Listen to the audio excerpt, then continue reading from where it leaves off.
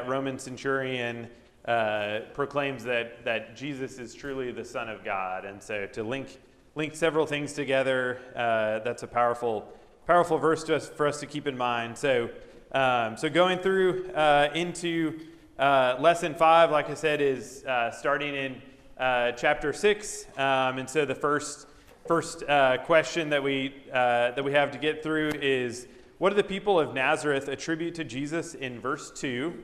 And why are they unwilling to believe him? Does this contribute to Jesus not being able to do many miracles in verses 5 through 6? So if we start by reading chapter 6, verses 2 and 3, it says, "And on the Sabbath he began to teach in the synagogue, and many who heard him were astonished, saying, 'Where did this man get these things? What is the wisdom given to him? How are such mighty works done by his hands? Is not this the carpenter, the son of Mary, and brother of James and Joseph and Judas and Simon? And are not his sisters here with us?' And they took offense at him."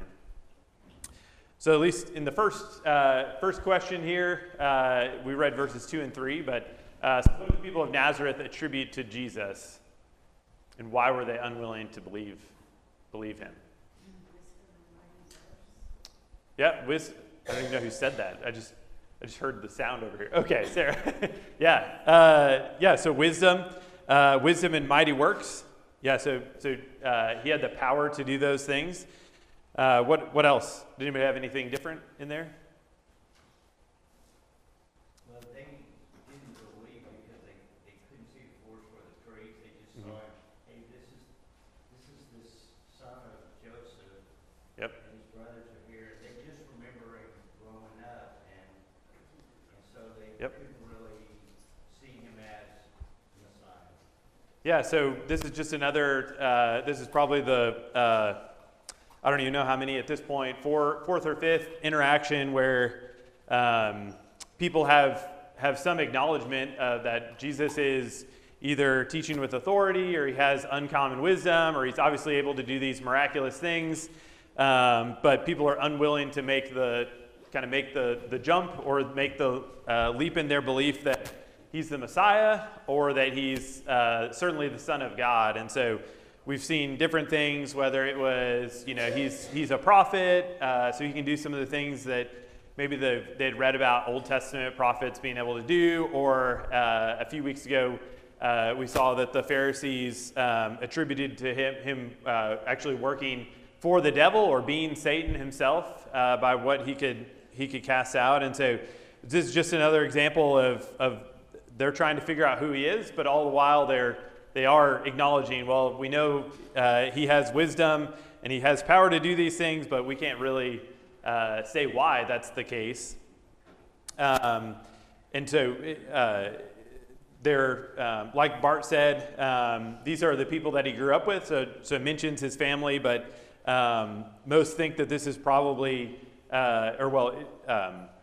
it says, at least, I don't know that it actually says, at least my title in my Bible says that it's Nazareth, so I think the thought is because his family's there, so this is kind of his local synagogue, like this is where he grew up, this is the, like Bart said, like everybody knows him, and so this would be just like you going back to say the church that you grew up in, and so these are people that have known you since you were a boy. They know your whole family. They know your parents. They know brothers and sisters and these things, and so there's a certain amount of that Jesus has to kind of battle against as well. So they dismiss him because he's just that boy that they've always known. Even though we read about in the other Gospels, especially in Luke, about him as a child, so he certainly wasn't like a normal kid. Thanks. But they know his family, and even his family is unsure where he received the ability to do these things, or what kind of he's doing, how he got here. And so we see that we saw that a couple of chapters ago as well. It talked about his family, and they were saying, quit doing these things. You're getting too much attention, that sort of thing. So anything else on verses 2 and 3? So then if we read verses 5 and 6, it says, "And he could do no mighty works there, except that he laid his hands..." Hold on. Sorry. He laid his hands on a few sick people and healed them. And he marveled because of their unbelief, and he went about among the villages teaching. So the second part of the question, does this contribute to Jesus not being able to do many miracles? What do everybody think for that one? So it does in a way, right? Not physically, because he still has power to heal some, because it says he did. But in the verses we just read, he said, or before, your faith has made you well. Just believe. And so because of their unbelief, or because they had no faith, he could not. Yep. Yeah, so we see like Josh said, in these previous examples in the previous chapters, I would say it wasn't, obviously Jesus can heal anybody, but he expected that belief on their part to do these things, that they showed at least something. But also, what was the purpose of the miracles that we've talked about? To prove that he's the Son of God. Yeah. So they also serve no purpose if people are unwilling to acknowledge what the miracles mean, right? So we see examples that people came to him, saw the miracles, and believed, or they came with some belief, and it was bolstered. But Jesus, as we've seen, he's not wasting time. If people are unbelieving, he'll teach, perform miracles, and then he's on to the next city. Micah? Well, if you just back up a couple verses in chapter 5, talking about the woman who just wanted to touch the hem of his garment. You see a polar opposite, the contrast of people that are willing and wanting Jesus, and you have people in his hometown who obviously don't. That's why he's not able. Yep. But then I did think it was interesting, at the end of verse 6, what does it say that he did continue to do? Yeah, so he continued to teach. So that's something that, again, we continue to see over and over again, that despite what's happening, Mark is emphasizing that no matter what happens, Jesus goes on teaching, that he's emphasis on teaching. So I think that's interesting. It doesn't say that, it says that he performed the limited miracles, but he was still teaching. He was moving on, went among the villages, still teaching. And so I thought that was still powerful to continue to see that theme of him teaching. Anybody else have anything on question 1? Yeah. It's interesting that he's on the opposite side of the lake, making miracles, and the people are rushing to him to get healed. Yeah. Now he comes back to the other side, to where his home people, the Jewish people, are, and they have no belief in him. It's interesting because on the opposite side is the Gentile side. In Nazareth, it's the Jewish side. So that's something that I had not considered until later on here in other commentaries. I didn't realize that the opposite side of the lake was where the Gentiles were, and on the Nazareth side is where the Jewish people are. Okay.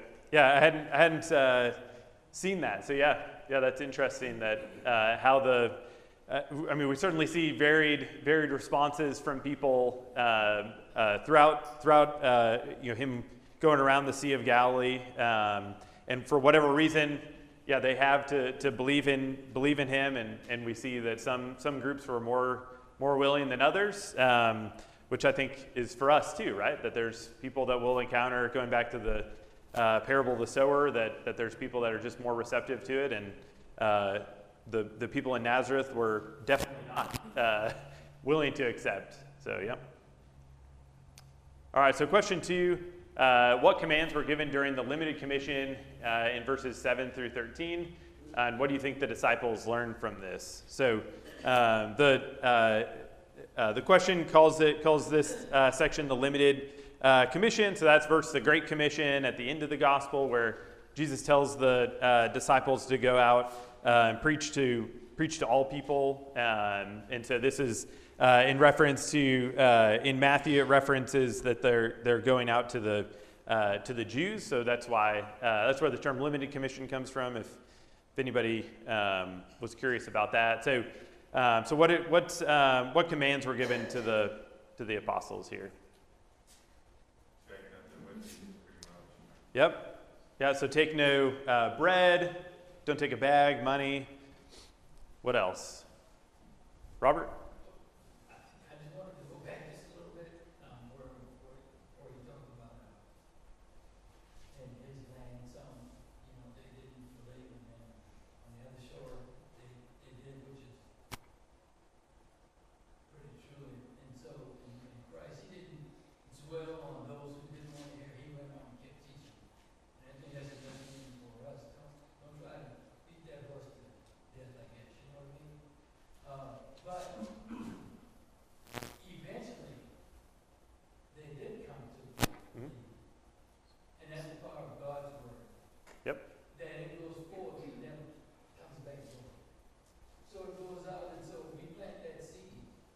And so He'll provide the increase. I Yep. think it's a pretty good example right there that we don't rely on our own strength, but rely on the strength of God. That's right. Yep. Yeah, and that's like we talked about a few weeks ago with the parable of the sower. Yeah, it's not our job is to teach, and that sometimes the word's going to fall where it falls, and it may just not be in our time that we see those things. But we're called to teach, not to sow the seed wherever we can, and we're not we can't force it to grow, but we still need to sow the seed. So what other commands were given to the apostles here? Somebody said one to Yeah. stay in one house the whole time they're there. Yep. And if they don't want to hear it, dust off your feet and keep moving. Yep. Yeah. So take nothing on the journey. Wear sandals, one tunic. Don't take two. So and so what do we think the purpose of that was? What was Jesus trying to get them to learn in this? Well, they're going to have to depend only on God. Yeah. Yep. So so they would learn that God will provide for their physical needs. But what was also the focus then, if they didn't have all this physical baggage? What was the purpose of them going out? Focus on the mission. Yeah. Yeah. So we see up to this point a lot of emphasis on, like I've said a couple times, that Jesus is focused on the teaching, but also trying to direct them to the spiritual things, not getting held up on the physical things. So even going back to the last lesson, which talked about some of the fear that different people had, and so that was largely caused by physical things, that they were either afraid of the storm or afraid of people dying, that type of thing. But yeah, this is really focused on the spiritual things, and then also like Josh said, that they're supposed to gauge the interest of where the house is that they're getting to, and so if they don't receive the message, then they need to leave and move on to the next one. Lance? That statement for them to spend very little time preparing, I think acknowledges a trait that a lot of folks have, and in particular that we will spend all of our time preparing and think that we're doing something. We're not preparing isn't doing. Mm-hmm. And I think the Lord's just letting them know preparing is not doing. Just go. Yeah, that's right. Yeah, it's a good lesson. So they'd previously just been with Jesus, following him, walking around with him, listening to him, but now they were going to be sharing the gospel and healing and casting out demons with authority from Jesus. So that's also a change that we see, that they're going to have the power to do these things, and so the responsibility is now greater with them, right? That they had just been teaching. Or they just had been following Jesus at this point. We're not really told anything about them teaching or doing any miracles or anything like that before this point. So now they have that additional authority, which puts the emphasis then on them being focused spiritually. So that needs to be their focus. Don't worry about the physical things. Okay. Anything else on question 2 that anybody had? They were using oil to heal.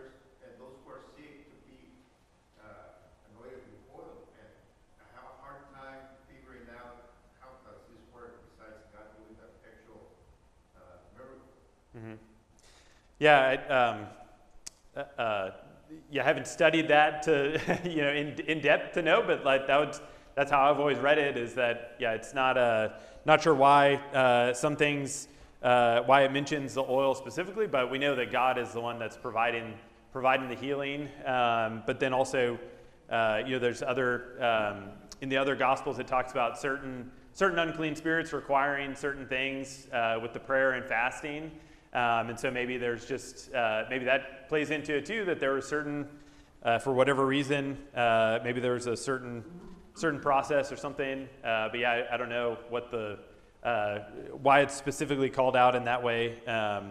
Beyond knowing that Jesus is the oil wasn't healing. I think hopefully we can all agree on that it was ultimately God providing it. But yeah, I don't know what the significance of the oil would have been, but. Well, I know in the Old Testament, like when the prophets were also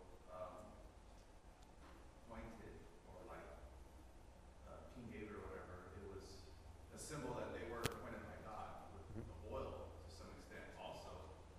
So that would show that these actions were being done according to that tradition for people who knew God. That was something that he was known for. And at the same time, there was this was like a war that Jesus came was fighting like a spiritual battle, and also we kind of glaze over it seems like, but part of that spiritual battle was him casting out many demons. So there must have been a lot of fear and influence maybe in that sphere, in that realm at that time when Jesus came. And you don't really see that today. I mean, you might hear about people maybe casting out demons and stuff, but this was something that probably had a major impact in that society at that time. So he came and it's like he appointed his apostles and gave them that power to show that everything was pointing towards God and everything was coming from God, and the symbols were there were all coming from God. Right. So then there was like no question who was behind this power that was granted to him. It was all pointing towards God. Yeah, well, I think we talked about it in one of the previous classes too. That the unclean spirits or the demons, seem to have existed at that time for the purpose of being able for Jesus to show his power over them, which even Jesus talked about when they accused him of being from Satan himself, was that that doesn't make any sense. That if the unclean spirits have a power and he's casting them out, then what would be the purpose of the unclean spirits other than to prove that God and Jesus have power over them? But yeah, I mean, I think the oil is it could be symbolic, or not sure what the significance would be specifically of the oil, other than like I said, it could be symbolic for Jesus providing the healing. All right, so question 3 moves on to the account about John the Baptist. So why was John arrested, and why was he kept safe for a period of time? Why was he then killed against Herod's wishes? So this is verses 14 through 29 in chapter 6, so we won't read all of that for the sake of time, but can someone kind of briefly go through why was John arrested? Josh? He was arrested for calling out Herod adultery. Yep. And he was kept safe because Herod was scared of him. Yeah. Herod knew he was a holy man, and Herod was a quote-unquote Jew, right? Yeah. And so he understood that power was coming from God, and he was scared. Yeah. Yeah, so he acknowledged him enough to know that he didn't want to kill him, but not enough to listen to what he was teaching. So Herod arrested John, so at least he didn't have to listen to his message condemning his actions. And then why was he then killed against what Herod had previously done to keep him safe? Yeah. So there's we see in the account his illegitimate wife and her daughter had a scheme. It seems like that they went through this whole process because she also didn't like, his wife also didn't like John the Baptist. So yeah, ultimately Herod had promised something. As we see in lots of places in the Bible, examples of people making promises and vowing things under circumstances that they shouldn't, under influences that they shouldn't be, and maybe more rashly than they should. And so ultimately that leads to his wife requesting through her daughter the head of John the Baptist on a platter. And so to fulfill his vow, Herod has that done. And so ultimately Herodias wanted revenge on John for the things that he had been saying. And so that kind of leads into the fourth question of the timing of this is kind of placed right in the middle, right after the limited commission. And so why do we think that Mark put that in there? Because then at the starting in verse 30, it starts with the apostles returned to Jesus. And so in verse 13, he sends them out, and then we have this story about John the Baptist inserted in there, and then in verse 30, they come back. And so did anybody have any thoughts on why Mark would have put that right there? Yep. Well, we look at John, he was a righteous man, a good man, and we can see a righteous and good man who was doing good deeds killed. Mhm. And we look at Jesus, a righteous and good God who was killed later by Pilate. Instead of the Herodias, it is the Sanhedrin that are upset with what he's doing. And I think we see the power of Jesus growing, and I think the more his power grows, the more in danger, not in danger, because he knows why he's here, that he becomes. But I also thought it was interesting, they said, well, maybe John was risen from the dead. Yep. And so they have this concept of people rising from the dead. And granted, they say Elijah, and again, it's that question is, who is Jesus? He's not John, he's not Elijah, he's like a prophet of old, so who is he? Yep. And I think that goes back to your very, truly this man is the Son of God, goes back to your theme. Yep, that's right. Yeah, so that touches on, I think, pretty much every point that I had down on this one, that, the spreading of Jesus now, it shows that this is at the highest levels of the Galilean society, right? So this Herod was over that area, and so like Jennifer said, it's all the way up to the point of Herod knows of what Jesus is doing. And then this is just another example of we see, well, let's try to figure out who this guy is and start trying to explain it. And so, okay, this is John the Baptist who's raised from the dead, or it's Elijah that's raised from the dead. So it's still people unwilling to really acknowledge who Jesus is. But then, to me it seems like it's showing that there could be real physical consequences to what they're about to go out and do, that he sent them out to preach. All John the Baptist was doing was preaching, right? He was preaching, he was condemning what Herod had done, and ultimately it caused him to be put in prison for a time and ultimately killed because Herod's wife, Herodias, didn't like the things that he was saying. And so that seems to be, to me, that seems to be kind of the lesson for them as they're going out, like I said, really for the first time to preach, that Jesus has seen persecution at this point, really just we haven't seen a lot of physical persecution of Jesus yet, that there's, he's kind of been run out of town a little bit and kind of tried to be pushed around by the Pharisees, but nothing like what John the Baptist faced, right? So it could just be that this is something that Mark put in there as maybe something that was going on that they would have heard of as they're going out. But then also remembering, Mark was written to a certain audience, and so what value would have had to them that if it's written to Christians in Rome that were facing persecution, there could also be some encouragement or reminders that the persecution that they're facing for being Christians, for saying some of these same things, in Rome aren't new. They're going all the way back to the start. John the Baptist was facing persecution as well. So did anybody else have anything for question 4? I took a little more simplistic approach. I feel like Mark was writing this and said, well, even Herod thought this was John come to life because he had beheaded him. He's like, wait a minute, I haven't told that story yet. Yeah. And he lets you know what that is too, because the readers are going to be reading this, because he's, of course, recounting what had already happened. So Right. the disciples who are going out aren't hearing this. He's writing about it later on. So that's kind of the more simplistic approach I took to it, was he just added that story in there because he had mentioned that Herod heard about it and thought it was John come to life because he had beheaded. Yeah.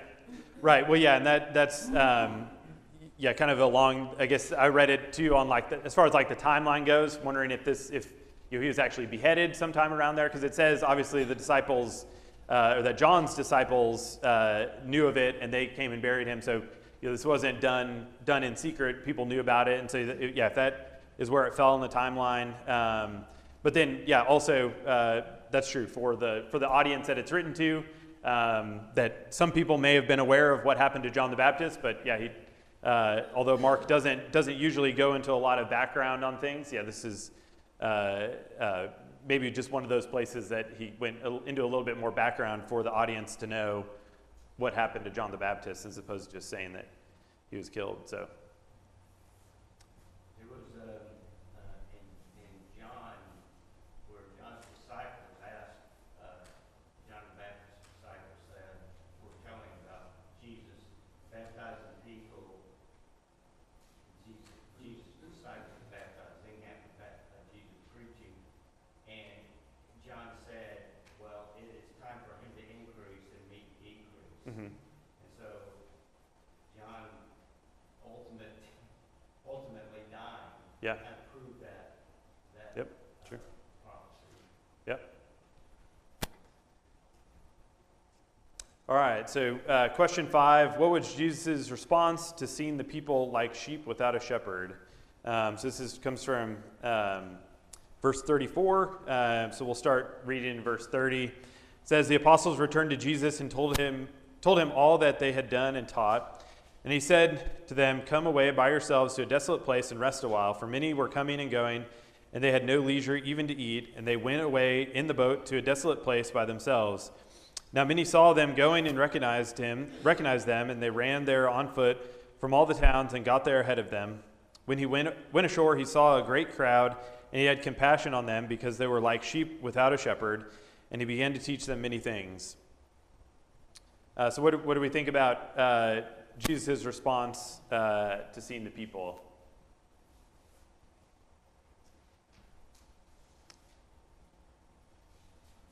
So he had compassion on them. Lance? I think we're not going to be good to anyone else if we haven't taken care of the basics for ourselves.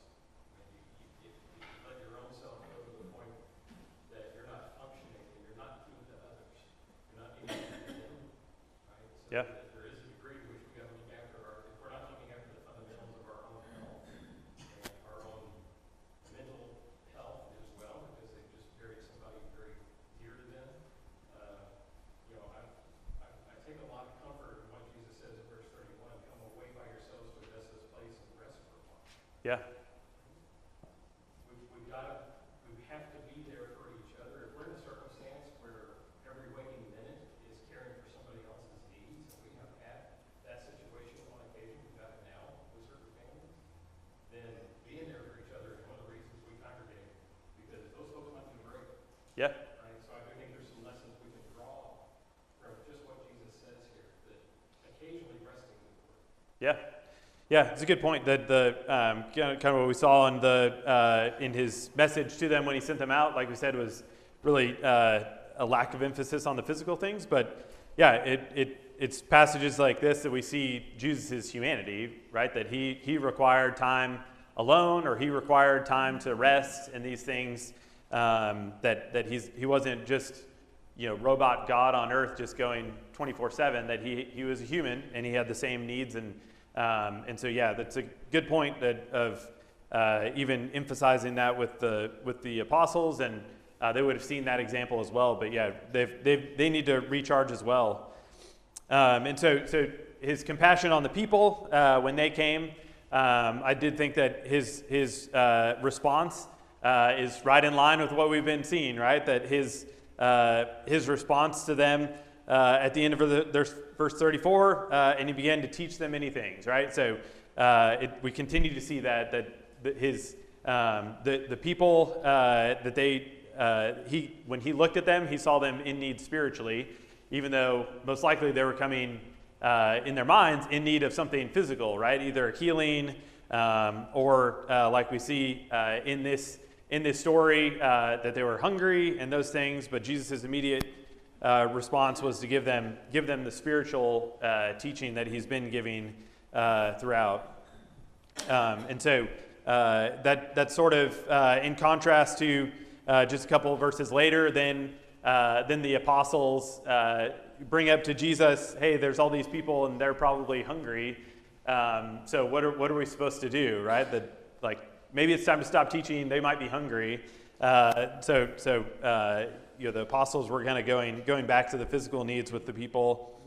We just have a couple minutes left, but did anybody have any? I thought this was an interesting question about how they split up the 5,000 between 50s and 100s. Did anybody have any thoughts on this?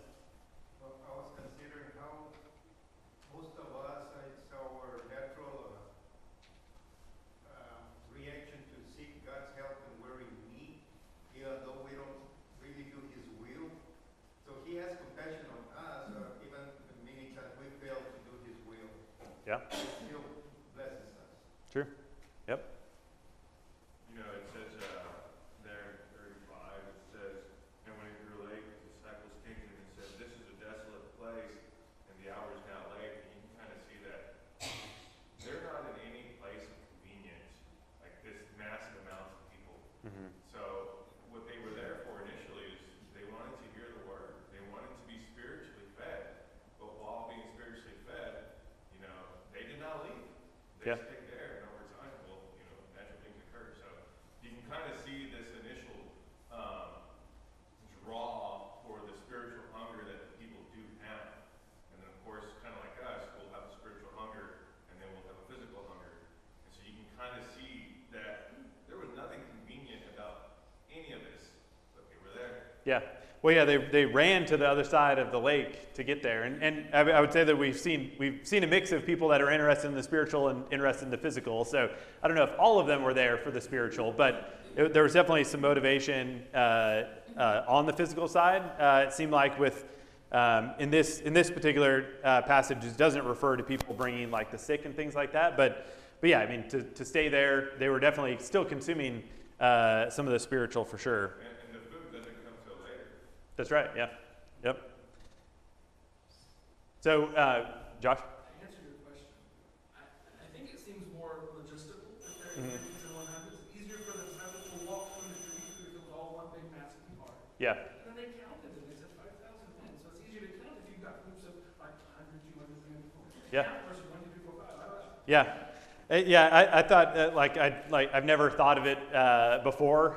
It's just like, well, yeah, like of course, how else would you do it? But so maybe we'll try this at our next potluck or something. But instead of the long line. But I was also wondering if it also is a way for Jesus to kind of perform the miracle and people not actually be really aware that his focus isn't on the physical. He's not wanting to become a source of food for them, which we see in the other Gospels. And so is it a way that people, it says that he split them up and then he broke the bread and then handed it to the disciples and then they took it. And so was it maybe a way to also kind of defer, did people not know that the group over here, that all they know is that they had enough. They don't really know about the group over here. Did they have enough? We don't know. But so I don't know. That's I think it's an interesting question. But I do think that it was, or that was kind of my thought was him again focusing on not focusing on the physical, not wanting to become now a food source for them. But that's just my idea. So for next class, we have we're reading part of all of chapter 7 and going into into chapter 8, and then do the discussion and questions as well. Just a couple of takeaways. So regarding Jesus in Nazareth, Jesus didn't stop teaching when he was met with rejection, even from his close family. So we talked about how that relates to like the parable of the sower. And then also being committed to the truth can lead to physical harm. So we see that in the story of John the Baptist, that ultimately there can be negative consequences to us physically if we are teaching the truth, that some people don't want to hear those things. So we'll pick up next week in chapter 7. Thanks for your comments.